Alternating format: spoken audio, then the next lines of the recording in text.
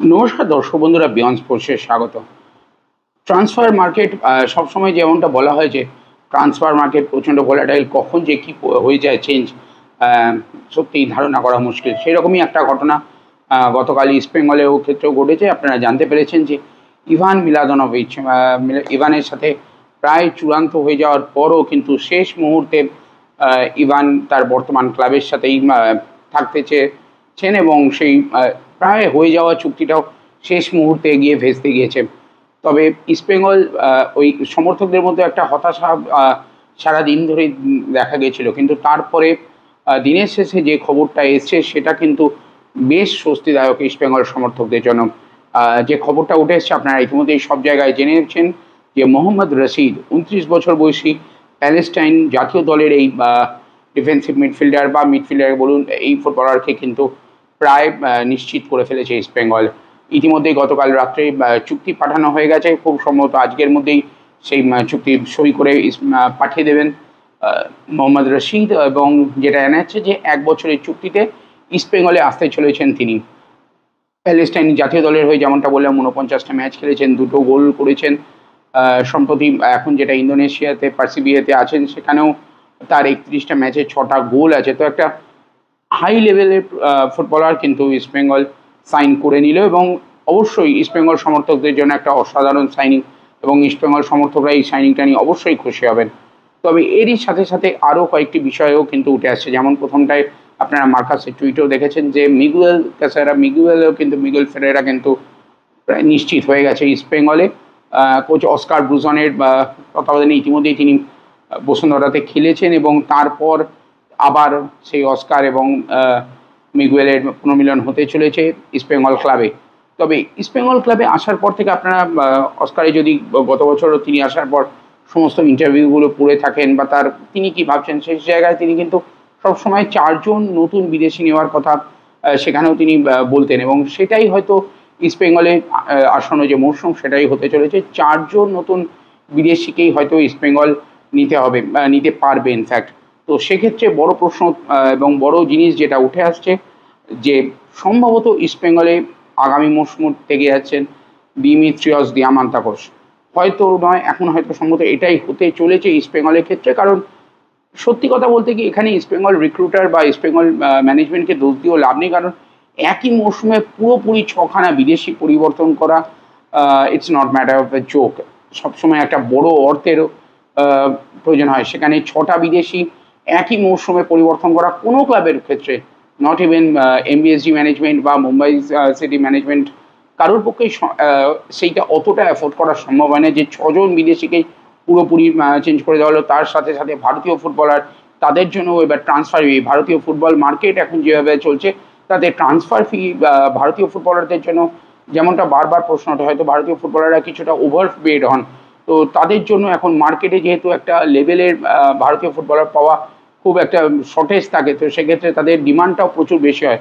আর এর ফলে ক্লাব এবং এজেন্টগুলো কিন্তু তাদের চাহিদা মতন কিন্তু তখন ট্রান্সফার ফিগুলো বাড়িয়ে দেন। আপনারা অভিষেককে সিংকে দেখছেন, অভিষেক অবশ্যই একটা মরশুম ভালো খেলেছেন, বাট তার জন্য 2 কোটি টাকা transfer fee is not up to the match. অন্ততপক্ষে আমার ক্ষেত্রে যেটা মনে হয় যে অভিষেকের জন্য 2 কোটি টাকা ট্রান্সফার ফি কখনোই সেটা অ্যাকসেপ্টেবল নয়। তো সেক্ষেত্রে তবু দলের ডিমান্ডের জন্য যেহেতু ইস্টবেঙ্গল যখনই নামবে তাদের একটা লক্ষ্যই থাকে একটা কিছু ভালো ফল করার। তো মিড টেবিলে থাকার লক্ষ্য নয়, ইস্টবেঙ্গলে থাকে টপে থাকার লক্ষ্য। এবং সেক্ষেত্রে এইসব শুধু ইস্টবেঙ্গল কেন, এই কলকাতার ক্লাব মোহনবাগান, ইস্টবেঙ্গল, মুম্বাই সিটি, তারা যখন দল গড়ে তারা কিন্তু সবসময় টপে থাকার লক্ষ্য নিয়েই দল গড়ে। তো সেক্ষেত্রে হয়তো তাদেরকে ওভারপেড ফুটবলারদেরই দলে নিতে হয় শেষ পর্যন্ত।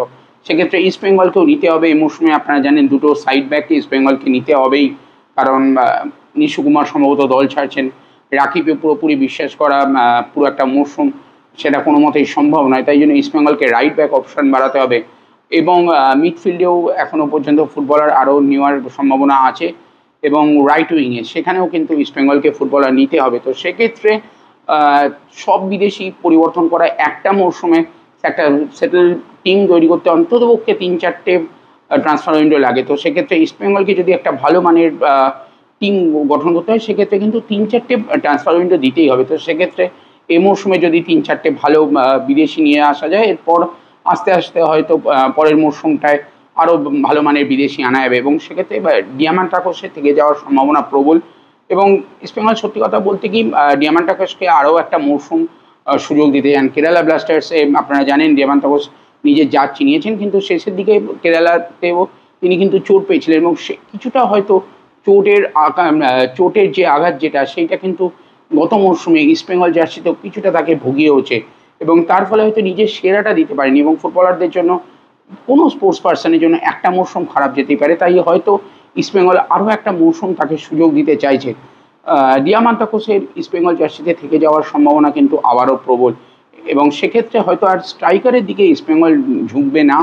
সেক্ষেত্রে ইতিমধ্যেই মিগুয়েল নিয়ে নিয়েছে, মোহাম্মদ রশিদকেও করা হয়েছে, ইভান না হলেও সম্ভবত আরও একজন সেন্টার ব্যাক ফুটবলারকে নেওয়া হবে এবং সেক্ষেত্রে যেটা সম্ভাবনা আছে যে সেন্টার ব্যাকের সাথে সাথে সাথে আর একজন উইঙ্গারকেও হয়তো ইস্টবেঙ্গল নেবে। তবে হ্যাঁ, সেই উইঙ্গার যে মোরাদ বাতনা নয় সেটা কিন্তু অনেকটা নিশ্চিত হয়ে গেছে, কারণ আমরাও যেটা কথা বলে অনেক জায়গায় শুনতে পেয়েছি অনেকের সাথে, যে মোরাদ বাতনার সাথে সেরকমভাবে কিন্তু ইস্টবেঙ্গল শেষ পর্যন্ত আর ইন্টারেস্ট দেখায়নি। প্রাথমিক কথাবার্তা হলেও কিন্তু সেভাবে আর ইন্টারেস্ট দেখায়নি মোরাদ বাতনার ক্ষেত্রে।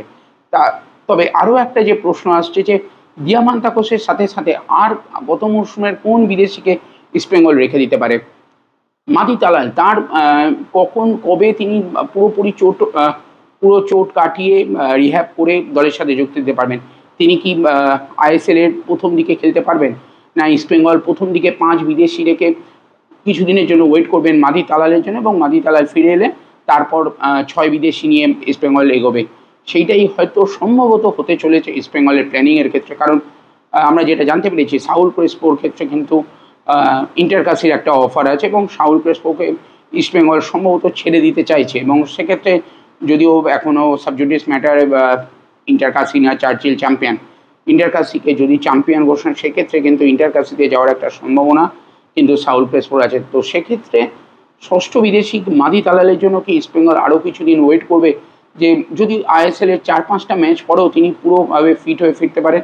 সেই সিদ্ধান্তটাকে ইস্টবেঙ্গল সমর্থকরা কীভাবে দেখছেন অবশ্যই কমেন্ট করে জানাবেন। তবে আবারও যেটা বললাম, ডিয়ামান্টাকোসকে সম্ভবত রেখে দিতে চলেছে আরও একটা মরশুম, ইস্টবেঙ্গল তাকে সুযোগ দিতে চাইছে।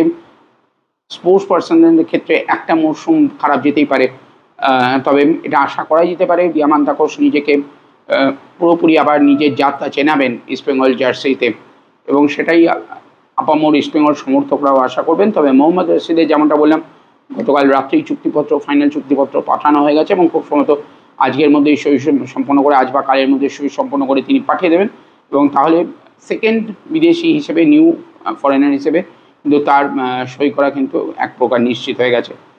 ইস্টবেঙ্গল সমর্থকরা সম্পূর্ণ ট্রান্সফার মার্কেট নিয়ে কী ভাবছেন সেটা তো অবশ্যই কমেন্ট করে জানবেন এবং আপনারা কি মনে করেন অভিষেক, আরও একটা যে বিষয়টা আমরা আলোচনা করতে, অভিষেক টেকচাম সিং তার জন্য কি 2 কোটি ট্রান্সফার ফি দিয়ে সত্যি ততটাও প্রয়োজন?